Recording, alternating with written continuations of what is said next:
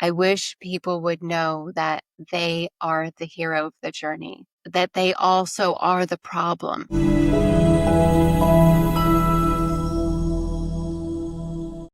Welcome back to Mirror Talk Soulful Conversations. Today's guest is a radiant force of healing and transformation. She's a certified yoga teacher and life coach who left behind decades of high pressure corporate leadership to heal herself. And now she's dedicated her life to guiding others through their own awakenings. After facing burnout, chronic healing, and anxiety, she turned to ancient practices, yoga, and spiritual surrender to rediscover her what, rebuild her health, and reprogram limiting beliefs. Today, she is known for her powerful blend of somatic healing and empowerment coaching rooted in both ancient wisdom and modern science. Welcome to the show, Jennifer. How are you doing? I'm amazing. I'm so excited to be here. Thank you for having me. Thank you so much for joining me for wonderful conversations. Thank you so much for making all the time in between your moving right now to speak with me about, to reawaken ourselves, how to, heal ourselves from, or not heal ourselves, overcome burnout and become even much more better, a better version of ourselves, basically. But before we go into all the questions I have to ask you today, because I have a lot of questions to ask you, I would like us to play a game of wildcard so that we could get to know you by asking random questions. Are you up for it? Are you ready? I'm totally up for it. So, we have three levels. We have the icebreakers, we have the confessions level, and we have the getting deeper level. So I'm going to pick a card randomly right now from the icebreaker. And the first question is, when was the last time you were really excited? What was it about? I'm super excited right now. I'm in the middle of moving. My family, my children and I have been wanting to move to Florida. We live in the East Coast in Northern Virginia now, and we've been looking because we vacationed in Florida for many, many years. We have a timeshare in a place called Singer Island. And then we thought as they got older, maybe they'd want to live in South Beach in Miami. It's a super hot, fun space and just gorgeous. And so I've been working towards the goal was to go when both kids graduate high school. My son graduated last year. My daughter graduates in a few weeks.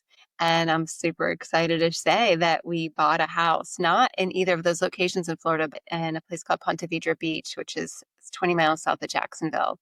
And I sold this house I'm in.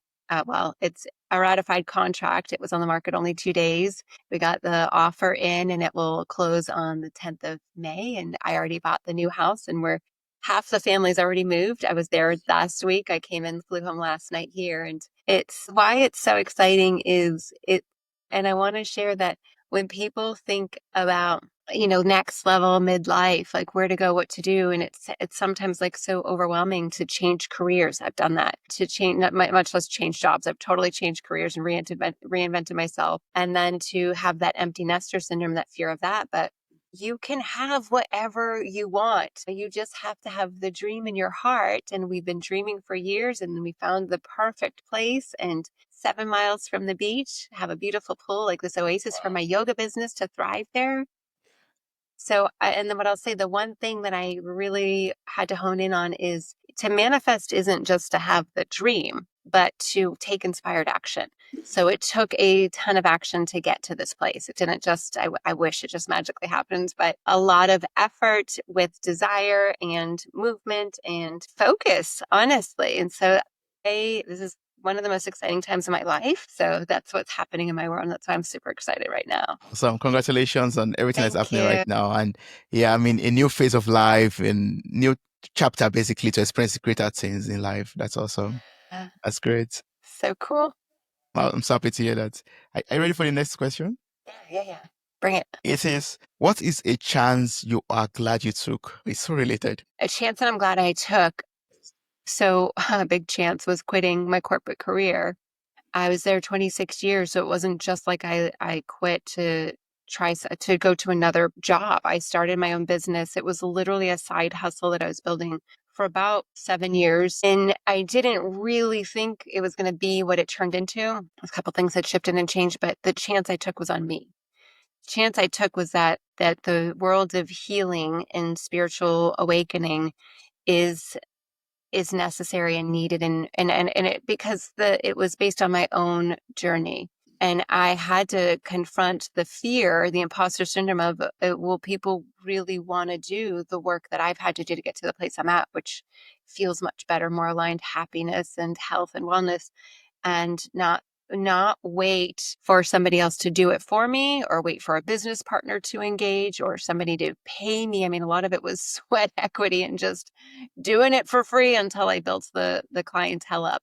That taking a chance on a new vertical, and then getting certified and trained, and again inspired action to feel equipped and really qualified. But the chance at the end of the day, when I look back through what that was it was on me to believe in me enough and to believe in a dream that I could help people the way that I needed help so desperately. And I couldn't find it without going through a lot of different modalities. And what I created from that is put together a shorter plan. Like, somebody could do the work that it took me 12 years. And I'm still doing work, let's be honest. But what took me 12 years, you could do in a year with the blueprint I created. So that's the chance. Me. Yeah, taking a chance on yourself. Yeah. Just a follow-up question on to that, if I may ask. It's not on the card. It's just something that came up to me. Like, Yeah. taking chances basically in life, or starting something new, starting afresh. Like, what do you have to overcome? Do you have to overcome some fear? What do you have to do in order to take those chances? Are they easy to take? Oh God, no. I think it's inspired hope. You have to live in a place of hope and keep aligning to, I'd been in such a dark place for many different reasons and many different times in my life. And the idea of, if, and I was a little bit desperate about it, if only somebody had the answer, or the solvent, the tincture, Mm. I would feel better. I just wanted to be better. I wanted to feel better. I wanted to love my life. I wanted to love myself. And I didn't know. I'd hear the podcast, and it was never enough information, that I just needed more. And it wasn't an easy button or a quick fix. So no, it wasn't easy, but I had little glimmers of hope. I'd hear somebody's story of trial to triumph and their victim to victor. And so I started to need them together, to net them together. And then also overcoming the almost paralyzing fear of putting yourself out there and what will people think. And here's what I want to share is, people don't think as much about you as you think they do, because they're also so worried about what people think about them. They're Yeah. too busy worrying about what people think about them and judging and projecting onto everybody else that they don't really care. We all have a little narcissism in us that we think that everyone's worried to, what are we doing and who do we think we are? It's like, no, just serve yourself. Serve yourself. It's like on the airplane, the mask comes down and they tell you, put the mask on yourself first. They don't say, wait, look to see what everybody else is judging and doing first. No, take care of you, or you would die. So it's a process of having the faith enough, muster up enough faith to go do the thing that you're scared the most to do. And it could be in any aspect of life, like going for a walk for fitness, or putting down the alcohol if you're drinking too much, or going to a church, or whatever that next spiritual calling is. Like, enough faith to do the next best thing, and then the next best thing shows up. So Have enough it's a faith to little do bit of the next both. best thing. Yeah. Yeah. Wow. Wow. Thanks so much for that. I'm taking that with me from this conversation. Yeah. Awesome. So I pulled out the last card already. Are you ready for the last wild Yeah. card question? Yes. It says, or the question is, what do you wish people could see? I wish people could see that the struggle, the biggest challenge in their life, is literally the thing that they need to make peace with, to move away from the resistance or the fear of it or the judgment of it. And that is the key that will unlock and set them free to the place that they claim, they believe that they want to get to. I wish people would know that they are the hero of the journey, that they also are the problem. Like, no one is going to come do it for you. I mean, even if you get a coach and you pay them, they're still not going to be able to get to the root. And when we acknowledge that it's us, we're the hero, but we're the victim. And it's almost like the difference between love and hate is a very small line. The difference between that victim and the hero, it's very small. It's a decision. It's just a different lens to look through. And this has been the hardest thing to learn and then to teach, because people will hear it and be like, yeah, but all of these things happen. So are you saying that it didn't happen that way? No, it happened. You can't actually change it, but you can change how you feel about it, and you can change how it defines you. You can change the pain into the fuel, right? You can change the suffering into the surrender. You don't have to live in it. And once you get, it's literally like the smallest step. And it feels monumental because we have so much resistance and blame and shame and regret and upsetness. And we hold so much of our identity to what has happened to us. But when we just shift it to what if it was the greatest momentum, the greatest experience of all the pain to put us into a place of our greatest success, where we become our own healer, we become the advocate, we become the hero. And that does take time. I'm not saying it's overnight, but if we could all, everyone listening, if you just take that as the part of, I wish we all knew that we can change, and we just have to decide that we're worthy of it, that it doesn't have to be hard. It doesn't have to take years. It's just a decision. It's just a decision. I can change, and it all takes me to make that decision to change. Yeah. 100%.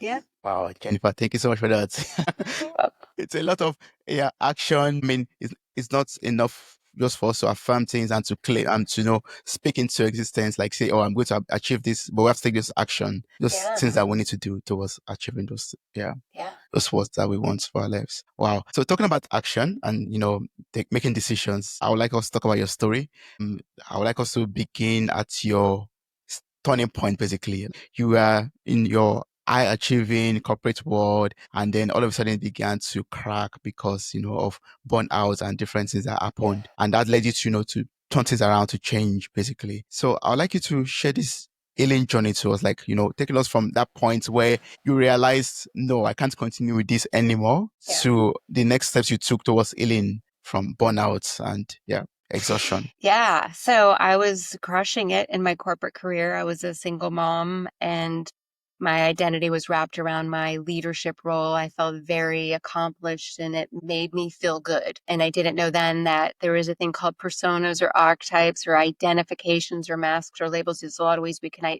now understand what it is, and it could be something simple, like you go back to high school and you think there's the jock, there's the nerd, there's the band geek, right? We all had those, or the cheerleader or whatever.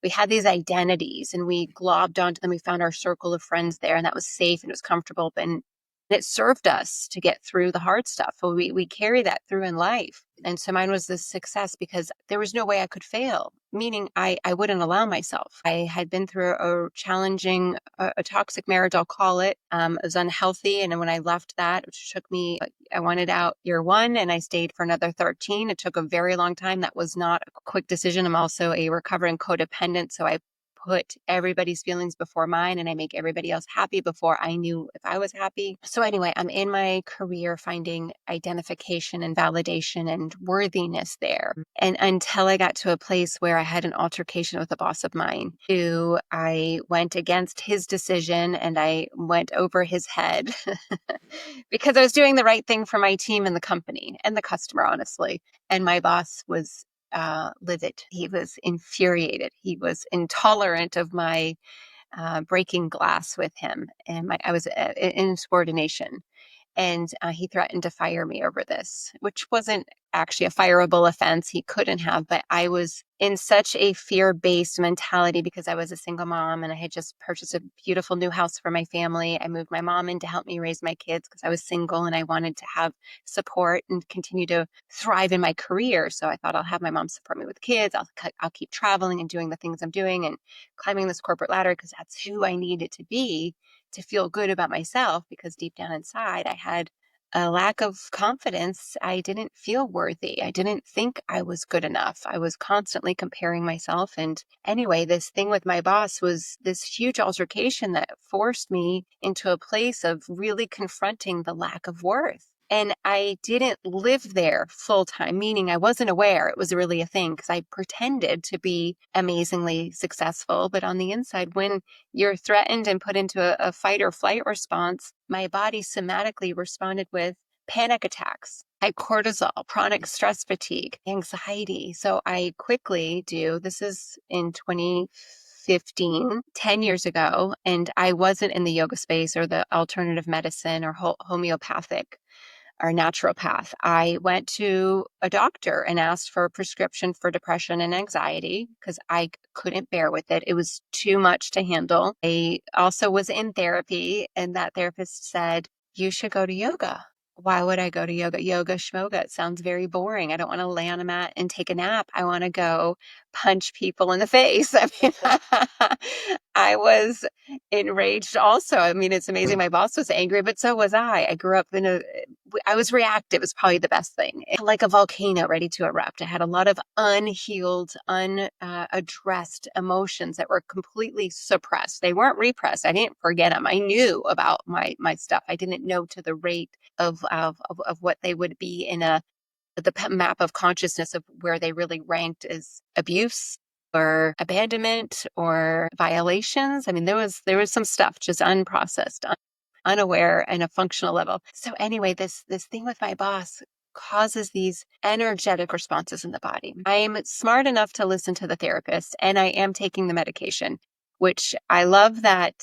And this is not to knock anybody on medication. You got to work your own path. But for me, I had such severe side effects to the anti-anxiety and antidepressant that it maybe was like 2 weeks I took them and my body wouldn't tolerate them. And so that was not an option. Next option is this yoga path. So I go to yoga. My therapist said if I could learn how to breathe from yoga is a breathing practice. The anatomy of the breath will help release the pressure that's causing the panic attack. I would do anything to not have to have that pain and that shame. I was embarrassed I'm not able to like lead my team meetings because I still have to work with my boss. I didn't get fired and I didn't quit, although I made a plan that I was going to leave. I didn't like how he treated me and I was for sure not going to stay long, but I knew I needed a plan. But when we'd be in these meetings and I'd have to sit beside him and I'm having the panic attack, it's terribly humbling to not have control or authority over your body. Because it was fear. Fear-based trauma will dominate your body's ability to be present, one, and it will show up in these disorder. It's really a dysregulation of peace and calm. It's the total opposite. It's dysregulated, it's disordered, it's chaotic, it's uncertainty, and it's all based on fear. I didn't know any of this then.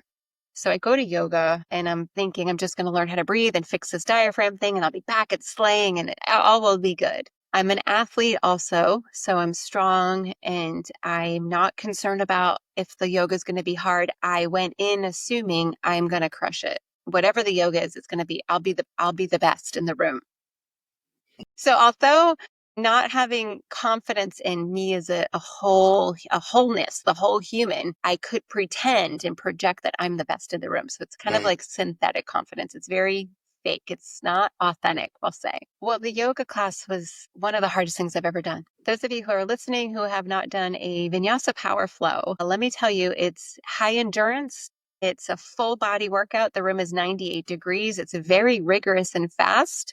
It's not laying. It's not a yin yoga. It's not restorative. There was no pillows. The lights were not down and there was not like Zen music. The guy leading the class is playing like classic rock. It's deep. It's rigid. I know I kicked up to a handstand and he caught me. So you have to then hold the handstand. So he's holding my feet and I'm not strong enough in that space.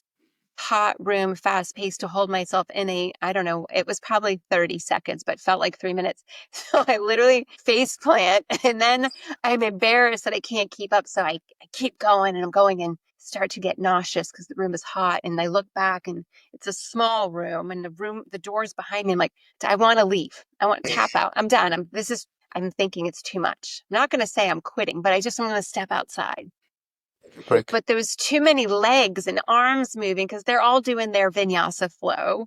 And all I can do is drop down from a down dog to child's pose. And that literally looks like what you would take a nap in as a child, a little tiny baby pose in I just start crying. I start what I now know, this somatic release starts to come out of you hit the edge, you go and go and go, and then you can't when you can't go anymore. This is the people that are struggling with the overwhelm and the burnout, and it's just you have nowhere else to go but just come down into this path of surrender. And it just poured out of me. All of the ways that I had been pretending to have my life together, probably since my separation and divorce. Everything's awesome. I'm fine. Look at all the things I'm doing so well and being graceful and successful. And none of it was taking care of this vessel, this body that had been keeping track of all the wrongs that have ever been done and never letting it out, right? Never having the somatic release. I stay in that child's pose. I don't know how long I'm there. I know I stayed there long enough till the room emptied because I had cried so much. I was certainly not going to show my face. I mean, I had so much shame of like not killing it and ending the class as the strongest one in the room. I mean, the warrior is definitely one of my archetypes that I don't live as full time, but I pull that card out when I need to. But I came out of that room a changed woman because I got to confront all the ways that I wasn't showing up authentically, because that cry was probably the most authentic thing I had done in a really long time. And I equate that moment, and then all of the classes, I went to yoga every day after that. I equate that time period and that yoga practice as the way that I found myself. And I was in my late 30s. I wasn't 25. I had no idea who I was at the core of my being, other than this high performer and this woman that overcame a tumultuous divorce and a bad marriage. And those were the identities that really created the persona of the get shit done girl, the always dependable, always reliable overachiever. But that wasn't really my truth, because that was just kind of how I had to project, to pretend that I was okay when I really wasn't. So the anxiety and the panic attacks and the depression were all the red flags. They were like, girl, it's about to burn down. You're going down hard. And here's what I know as I study from an Ayurvedic perspective: inflammation in the body, the dysregulation, the disorder that we all of us live in until we don't. That is the number one cause of disease. So that rock bottom for me was the prevention. When I finally started to look inward and be like, well, I have to fix this. What I shared with you at the very beginning is I had to be the hero. I had to address there's some stuff wrong. There's some stuff not working, and all of it is me. The problem was me, not my ex-husband, not my boss. You know, I could live in that story. My boss attacked me, or it really wasn't what I thought it was. He ended up probing me in a way to make me drop down into this investigation, this interview of myself of like, what is really going on here? So that's how my corporate job and career, one, was incredibly supportive. I lived there and I thrived there, and I really found certainty and identity and success. And that was good until it wasn't. Because here's the thing: is the soul is here to have a specific journey. We call it dharma in the yoga space. And it's not about your job. It's about the soul's journey, the soul's purpose. And me living in a false sense of kind of a reality, I created a matrix of my own that looked really good on the outside, but inside my body's breaking down because it's not living authentically. So as I start to go through this path of yoga, I see one day that there's a sign for yoga teachers. And I'm like, wait, I can actually learn to teach what somebody else helped me break through. I mean, honestly, so much of this stuff was completely unconscious to me until that day I dropped down on my knees and I start crying. I'm like, wait, there's a softer woman in here. There's a woman who's deeply hurting, who is ready to surrender and kind of hang up that business persona to start to discover who am I really? Because I wasn't just the role of a leader. So yeah, that's kind of the shift. And then it took me many years to really end that journey with corporate America. I changed jobs, I think maybe 2 more times, and still was building the yoga practice. I started teaching after my certification. I started teaching right away.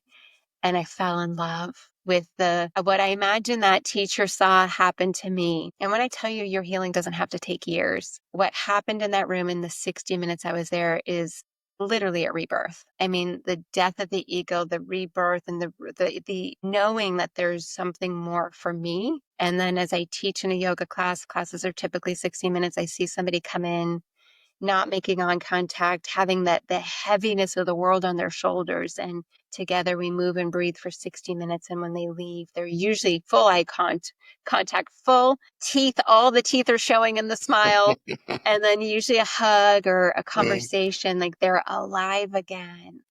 And I imagine they're taking that time to also find themselves, this journey inward when we've spent our whole life looking outward. The journey inward. Yeah. Wow, I've learned so much from what you shared right now. Thank you so much for sharing that journey with me. Yeah, it's so awesome. I mean, for me, what was coming up for me was basically that moment in that room for you was like the moment where the walls that you built up around yourself had to be torn down, basically. You know, the tears that you shed that day was basically to wash off the wall, wash off the barriers that you built to allow yourself surrender to the things that you have to work on to become who you are today. Yeah. Wow. Yeah. One thing I'm also learning so far, like I've been learning this, but you're emphasized on that a little bit, and that's making it sink better or deeper for me right now. Is that so? No, sometimes we have these kind of pains that we experience, like maybe constant stomach aches, for example, constant tiredness. And we think, oh, the medication I'm using is not just good enough. It's not just the headache is. I mean, the maybe the pain relief or pain killers I'm taking are not just good enough, and that's why the headache is not going. But sometimes the Yes. headache is coming because of something much more deeper Yeah. that we can Yes. think about. Yeah. And that's why no medication can work on that. We have to really go inwards Yeah. to work on those things. Yeah. 100%. Well, there's a lot from the Chinese medicine perspective. All of the organs are associated with emotions. Like liver will hold grief and sadness. My partner has had lung cancer twice, and I had to ask, so what's the grief and sadness in your life, in your body? And let's explore it from that perspective. I've had clients talk about like the kidneys can hold anger. So different parts of our bodies will hold on because it's not being digested. In Ayurveda, we call it ama, undigested food is one. Food will cause inflammation, too much food. A lot of us overeat because of the numbing, because of the chemical response from the preservatives or the sugar or the salt that just feels better than sitting and dealing with what we should deal with emotionally, energetically, go process or have that hard conversation or do the thing. Alcohol, I no longer drink because I also found as I was on my healing journey, I still would dabble and drink when I'd have a hard day. And I'm like, well, what is this? It's numbing. It's not authentic. It's not my truth anymore. So what do I need to do to get to the core of what's really emotionally here that needs to be addressed, acknowledged, processed? So the other part of ama is undigested emotions. So when we don't digest them, and it's not a physical digestion, it's an energetic, it's an emotional release, it's a physical, it can come out through your sweat, through your tears, through movement, but it's not going to just release because you say you're done with it. I mean, many times I've thought, I'm done with that person, I'm done with that thing, and it doesn't go away. You know, when you think about, you ever hear they're like, let go and or just forgive, let it go. I've Just let tried. And go. then like a day later, I'm like, I'm still mad. You got to process it. So yeah, when you're thinking about, and anyone listening, like, what are we doing? Are we numbing? And is it truly, here's what the thing in the West is the doctors address the symptoms. For me, the symptoms are usually the yellow flag. And if we look at the symptoms, we can easily get to the root. And if we can heal the root, the symptoms leave. And almost always, for me, it doesn't matter if it's structural, a bad back, a sore neck. You know, it's neck and holds the desire to be in control and to have certainty. The spine, it holds rigidity around discomfort in safety. So if we've ever had physical violations or any assaults, especially to the body, especially if it's in the sexual area or reproductive area, the root will lock down. If you travel and you get constipated, the root is holding because you're not safe in a new space. That's why we can't poop when we travel. Everyone's like, I don't know why I'm always constipated when I go. Yeah, your body's like, I'm not safe. Let's hold it. And then magically, the last day of the vacation, you're like, oh, it's fine. You can release, right? So that's Yes. the body holding. So we think about resistance and rigidity, but all the different parts of the body is one, eavesdropping on everything you're saying. Your body's constantly listening. And if we're full of the grief and the judgment and the resentment and we're saying these things quietly or loudly, the body's like, okay, that we're disgusting, we're not good enough, or whatever the talk track is. Or if it's, I'm amazing, I am aligned, I am safe, I am loved, it's listening to that. So if there's, what I've learned for sure is we don't want to just touch the symptoms, and we don't want to mask them with medication. You want a holistic plan to get to what is it really about. And it's almost always about unprocessed emotions. And it's probably way back from childhood. And we might think, well, I don't feel like talking about it or doing the therapy. Well, how are the symptoms growing? And what are the side effects of the medication? And maybe, just maybe, take a few months, maybe the next year, and go on the deepest discovery of you and heal, so that the next 50 years can be total thriving, completely connected, authentically available, fully present, and with the desire for more joy and more bliss, not more numbing and more hiding.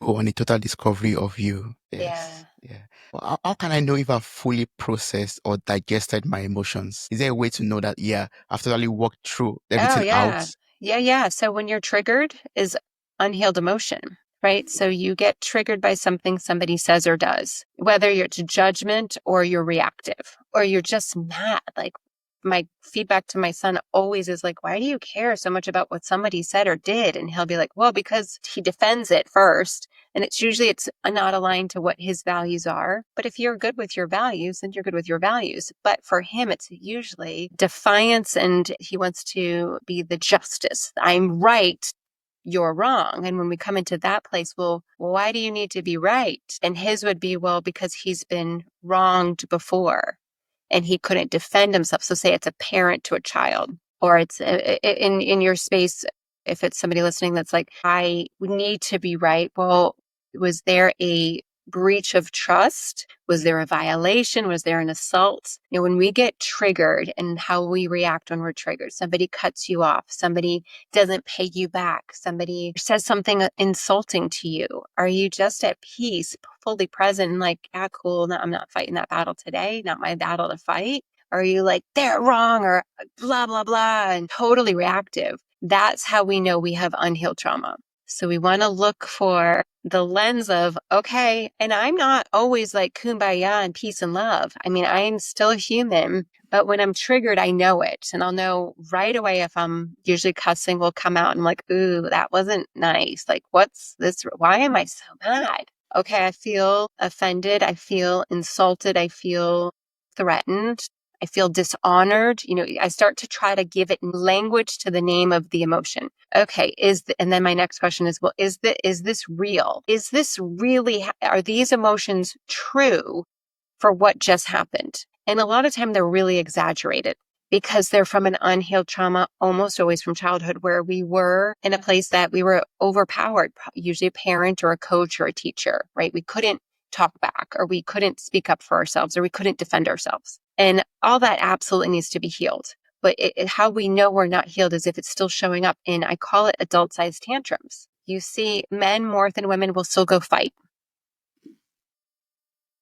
Maybe they back into a car and then they're coming out and they're ready to go. Dukes are up. And is that really necessary? Probably not. Could it have been settled with a conversation and an insurance exchange or offer to pay or an apology? That would be two men healed in their divine masculine and feminine, fully healed and aligned. Unhealed, dukes up, let's effing go. And there's room to heal there. So I've been on the deep discovery of deep healing for about 12 years now. It's less often I get triggered, but I will say during heightened stress, me getting my house ready to sell a few weeks ago, I was in this room on a call like this, Yeah. and I hear a whole bunch of commotion right out here. Those who are watching, is just two doors to the outside of the house, the family room, and I hear this commotion and a big bang. My dogs are running to the front door. My son tried to catch him, and he literally like fell through the wall. And I don't know quite how it happened, but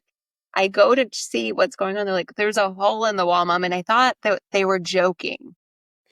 we can't have a hole in the wall. There's people coming to look to buy the house. Like we don't have time to have a contractor come fix the wall.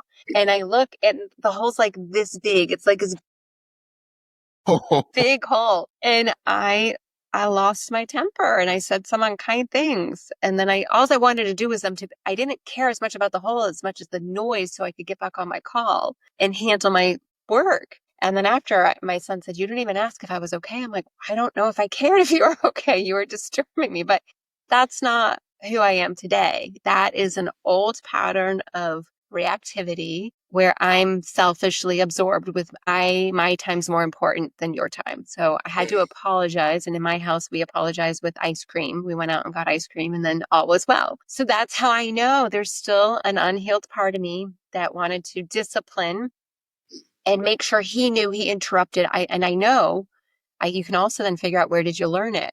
I learned that from my dad. That's how I was raised.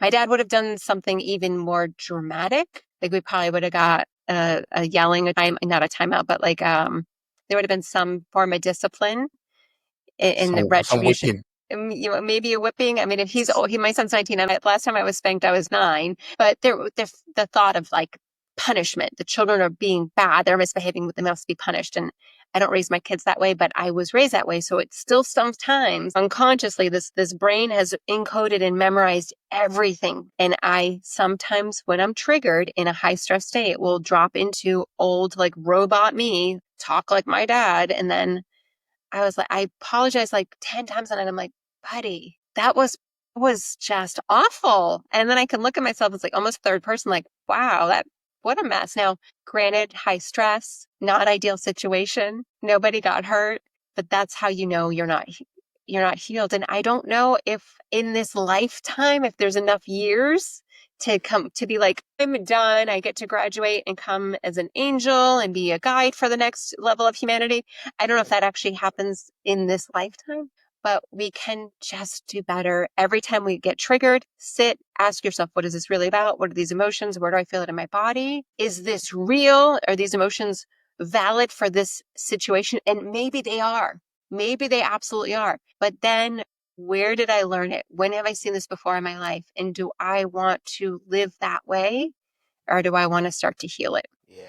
Yeah, you just make me remember that we're all work in progress, basically, and sometimes we could Amen. relapse. Yeah.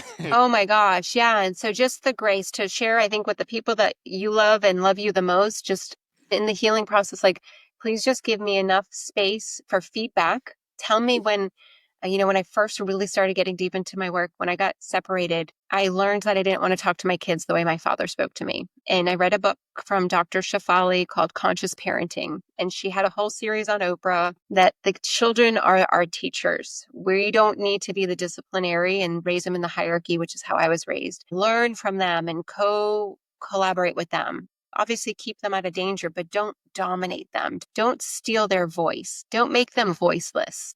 And I think a lot of us, if you're in your late 40s and 50s, you probably were raised with go to your room or I'll give you something to cry about. And that kind of behavior, or the whippings, like that steals our voice and our truth, because we don't want to get physically or emotionally or energetically assaulted again. But this doctor had taught me to have a different lens of how I raise my children. And in that moment, I said to the kids, I need help. When you hear me getting angry and talking in a way that's not kind, I want you to call me Mean Mommy. When Mean Mommy's here, I said to them, "How much does it hurt you?" And they got all teared up, and they were like 4 and 6 at the time. "It hurts us so much. It scares us." I thought, "Oh my God, I'm scaring my own children. Like, I don't want to be that mother." And so I had to at times put myself in the pantry and close the door when I get really mad at them over they spilled something, like the silliest things I'd be so upset about. Programmed, learned it. Go lock myself in the pantry and wait till I settled myself down, did some breath work, and would come out and apologize, and we'd clean up the mess. So I just would separate from the ticking time bomb, not make such an impact on the kids that they would hate me forever. And now we don't ever have Mean Mommy come out, except obviously the other day, maybe she came out a little bit, but it's been like 12 years since I had to have those really apologetic conversations like, I want to get better and I need your help. So I think also having somebody in your life that you love and that you respect, to give them that permission to give you the feedback and be ready to hear it, because they're going to come at you and be like, yo, you were rude, you were hurtful, you were unkind, and that's not acceptable. And then you agree, you're right. I'll do better. I apologize. I'm so sorry. I don't know what I was thinking. It's a program. And then we get better every day. Yeah. When we know better, we do better. When we keep on reprogramming our minds. And yes, yeah. Would you say yoga and breath work, helped you to, be able to separate yourself from the time bomb and, to be more conscious Yeah, than just, 1,000%. Yep. I studied yoga first. I just got into breathwork a few years ago. I think the learning and the honest truth is that we are not our programs. And when you do the internal work, when you go inward and you start to realize I am bigger than this moment and bigger than this period of my life. I'm here, and you really identify, like, what am I here for? And set a statement of values. Like, who are you? What do you stand for? And start to follow that protocol of aligning to your values. I am here to support and impact this world for the greater good, for the collective. And then you can't go be an asshole if that's actually like your mission statement, right? So the yoga gave me the internal work and the relationship with myself. And when we lack the integrity, or we're out of integrity with self, then we'll do a lot of poor things. We'll make lots of poor decisions. We won't be kind and mindful to anybody because we're not being kind and mindful to ourselves, right? Like, how do we expect to treat other people well when we treat ourselves like crap? So yoga helped me heal me, which once I could heal me, then I could be a better mother.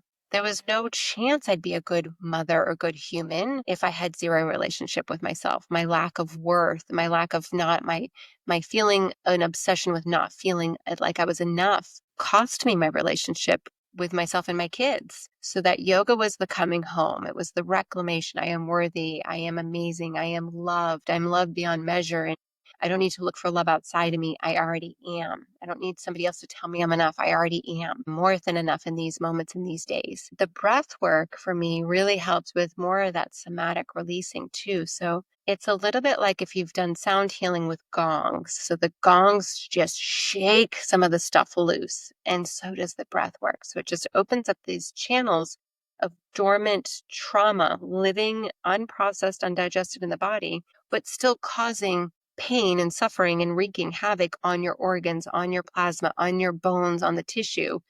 And that's part of that trigger. And you get triggered. It's like, back up. I'm now a mean person, totally reactive.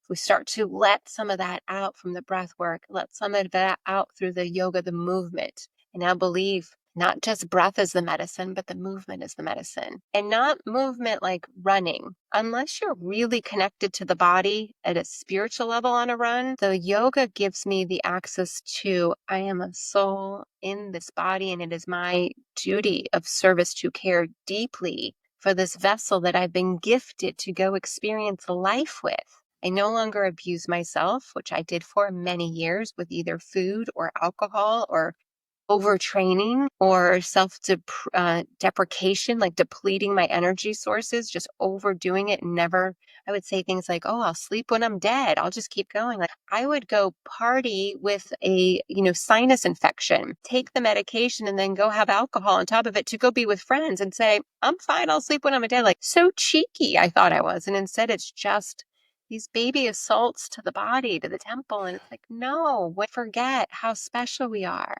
And certainly if we see it in children, we wouldn't let children stay up all night drinking soda and eating junk food. And if we ever have, we know what they act like the next day. They're absolutely miserable. yeah. That's what most humans act like, because that's how they're treating themselves or not treating themselves, mistreating, right? So yoga and breathwork, especially the yoga, I will easily say it saved my life. And I say that in a way of, I had such a false sense of identity before I found myself. And it's been just the most brutal and beautiful and amazing journey to get to this place. And I'm still not done. Still do my yoga every day, and I still will do the breath work, and I'll still go on special walks, and just moving meditation is really a passion of mine too. But they can be really beautiful tools in somebody's toolkit. Yes. I mean, I was asking that question because, there are a lot of people out there or listeners out there today who are experiencing, burnout in their place of work, for example, or from their career or being, self-employed and running, going. And what you said right now is something that's I've heard sometime also from people. I'm going to rest when I die. Basically, I just have to keep on running, going, be up to date on things, be in every event, be present everywhere, but not being present with oneself, basically. Yeah, And that leads to a lot of damages down it the road does. of And then, damaging. and to like ask ourselves, like, what is that really about? Is that really serving me? Because we serve a lot of other people before we serve ourselves. And I think that's the deep introspection of why. When did that start? And what is it costing you at this moment? And it's usually a diagnosis when the doctor's like, hey, you've got this thing. And you're like, now I have to start taking care of myself. Well, why can't we do it before that happens? Why don't we just claim I am worthy of healing and being present to this body and treating this life like it's sacred? This is a sacred journey. We have to be awakened to go through the journey. You have to be fully Yeah. present to go Yeah. through the journey. Yeah. Yeah. So I have a question for you. You're someone who has experienced both sides of the world, basically. You experienced both sides of the spectrum, like corporate burnout and now spiritual embodiment. Yeah. Like what message do you have for high achievers out there who feel stuck and unfulfilled, even though they are pushing and running, but still feel unfulfilled? Yeah. So the unfulfillment is a yellow flag, which can become a red flag. I think it's a symptom. I don't think it's necessarily any different than a diagnosis or the anxiety, the depression. They all kind of go hand in hand. When we are not aware of what our soul came here to do, and I just want to clarify too. There's a lot of people that are like, no, it's more physical. We're here for a physical experience. No, when your body physically dies, the soul leaves the body. I think we all understand the energetics of that. So the soul goes on. So it obviously came here to do something. And my belief is we all came here to do something amazing, to not just be minimal, to not just stand on the sideline and to watch other people have an extraordinary life.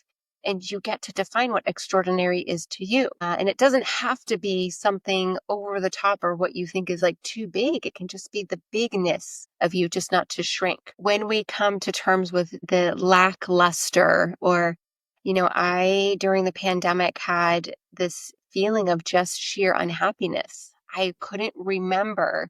I kind of did this assessment, like, when was I happy last? And what is happiness? And it's a little polarizing to have an idea of what happy is, or you see it in other people, and then to drop into the tailspin of like, I'm so alone and I'm not enough and I'm not happy. And how did I get here? And it's very victim. You drop into the victim state of like, this all happened to me, instead of the empowerment of, well, if I'm not happy, what would be happy for me? What would me happy look like? So when we feel like there's not meaning in our life, when we feel unfulfilled, even though we're checking the boxes, those boxes being checked may have served you, and maybe you have graduated or it's expiring. Maybe it's time to do something different. Like the corporate career carried me through some really dark stuff with being a single mom and gave me the financial ability to raise two kids, and we didn't suffer at all. And then it was done because my soul was like, sister, check the box. It is time for something more. And when I wasn't ready to check the box, it's like, okay, I'm going to give you panic attacks and anxiety, and I'll bring in the boss who will be the villain, and I'll bring in these other examples so I could finally get the lesson and be like, okay, all right, that was hard, but we were resist because we're scared and we don't have enough faith, like we talked about at the beginning. It's a yellow flag and maybe even a red flag that it's time to take the step back and start doing a moral inventory. Who are you? What are your values? What do you actually want? And it's not about how you do the thing you want, whatever the dream is. I mean, it might go back to childhood. You wanted to be the veterinarian, you wanted to be a lawyer, and now you've done all these other things, and it'd be too much money, or it'd be too hard to go back to school, or it's too hard to get divorced. Like, it's not, don't let yourself get stuck in the how will it all happen. Just find the thing or things that would make you thrive and feel happy. And if you could get to that state, the who, the resources, the people, they start to show up, whether it's a coach, whether it's an investor, whether it's somebody that will just advocate and cheer. It might be your best friend that's going to be like, I can't help you financially, but I will cheer you on the whole way, and I'll drive you to your sessions, or whatever it is. Like, resources show up. Like, when we align, everything starts to align in our favor. Life is always happening for us. We are the ones that resist the next step because we don't think we're equipped or that we're qualified, and we don't believe we're enough. So that meaning and purpose is doing really special work that's sacred to. And I think when we do the sacred work for the meaning for ourselves, it is also the sacred work for the world. That's true. Right? Yeah. It's that impact. We all want to do it. We all want to contribute. We are all called to it. But when we're busy doing the thing that we think is our paycheck or our title, probably isn't the thing that's going to serve the soul and serve the world for the greater collective. But when we say, okay, I got a red flag, a yellow flag, I don't need to do that anymore. What do I really want to do? And then start to create that, everything else starts to align. And then conspiring for the good, for the greater good. We're all here for the good. And the bad stuff happens too, but it doesn't have to be your lifeline. It doesn't have to be forever. Once we align to our soul's purpose, everything else aligns, basically. We are here, we are on this planet for a purpose, and one of the purposes is to create impact, to be positive impact to the world, basically, create Yep. positive impact to the world. And 100%. that's what you are doing also right now with, Yeah. with everything that you do. Like, Yeah, it's everything, and it aligns, and it means everything to me. And I can't believe it took me this long to get here, because I've wanted to do this kind of work since I was a little girl.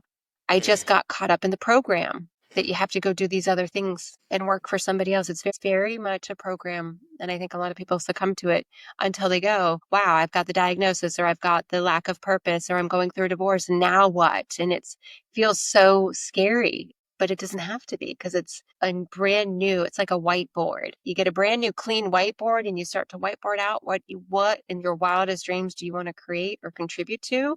And then let's go. Make it, take that next step, start to take action, inspired action, and ask for help and go make it and live from that place. More joy, more happiness. It's totally blissful. And then you don't have to wonder, why am I unhappy? You create the happy. you're pretty happy. Yeah. Talking about asking for help, I would like us to plug in your work already. Like, for people out there who are listening and they're already asking, I would like to connect with Jennifer. I would like to ask her further questions that we're able to cover in this conversation. I would like to maybe work with her and maybe connect with her, basically, just for other resources. So Yeah. what's the best way to do this? Yeah, thank you. To follow me on Instagram, I post a lot of my content there. It's at jksyoga_coaching. My website is jksyoga.com. I'm also on LinkedIn. My full name is Jennifer Kenney-Smith. And all of those channels have my information on workshops, on master classes, on my yoga. I teach yoga every day. We do virtual yoga. And then that place is like a daily ritual to connect with your higher self, your higher authority, your sovereignty, and change the frequency of yourself, where you're no longer in that lackluster and that lack of purpose and meaning. You are aligned and charged and ready to unleash into the next version of you. Yeah. Ready to unleash the next version of you. I love that so much. I'm going to place a link to your website in the show notes of this episode. So I encourage everyone out there to connect with you. You have all your social media information on your website also, so you could all choose the best channel to reach out to you and to work with you also. I really appreciate it. I mean, I really enjoyed listening to you, how you vulnerability, how you just shared your story. Basically, you were very, very vulnerable with, sharing how your journey was like, and sharing your practice and sharing your light. And that was a big blessing for me. It's a big blessing for me to learn from that and to be impacted from that. I really appreciate it. Thank you. If there's one last word, I think you shared a lot already, but if there's still one just very last message that you'd love to leave our listeners with, what would that be? Yeah, my favorite is just to remind everybody that they are enough and they are worthy of taking that next step into their path of healing. I think we all forget, and we've all fallen away from knowing how incredibly special we are. So you are worthy of stepping into your greatness and to living in that dream state and finding your joy and bliss. And that probably takes some work to get there, but you are worthy and enough, and to go get that. No need to settle. No need to live in that pain and that shame. That place feels pretty dark, and I live there. And I'll tell you, the other side feels a lot better. Yeah, the other side is pretty much better. Yeah. Do not settle for less. You are enough. Yes, you are capable to take control of your future and your life. Thank you so much, Jennifer. This was awesome. Thank Thank you. you. Thank you very much.